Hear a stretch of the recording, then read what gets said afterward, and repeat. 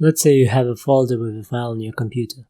You want to make some changes to this file, but at the same time you don't want to lose any of the information you currently have. So to solve this problem, you can copy this file to another folder and make some changes there.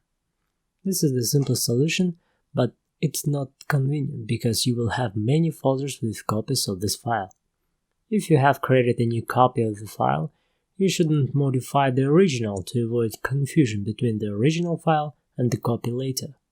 To avoid such issues, we can use a version control system.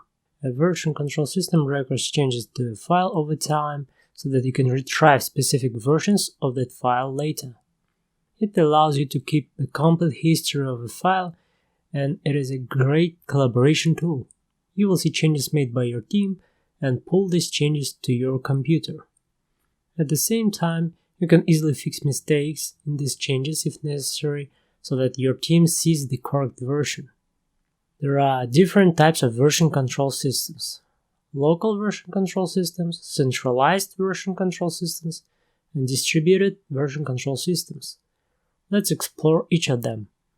One example of the local version control systems is the revision control system. It stores the versions of files on the same computer where the files are being edited. The storage of files is called a repository.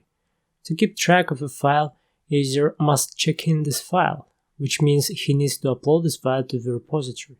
To modify changes under this local version control system, the user performs the checkout command, which means he downloads this file from the repository. After he makes changes, he can check in these changes again to the repository.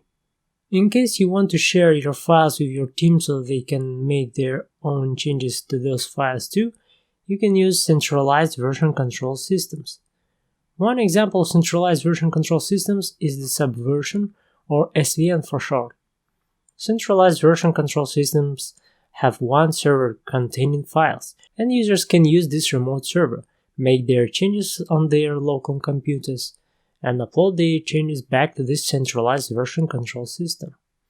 This means that all versions are stored remotely and you don't hold the history on your local machine. If something happens to this remote server, you may lose all your history and be unable to retrieve previous versions of your files.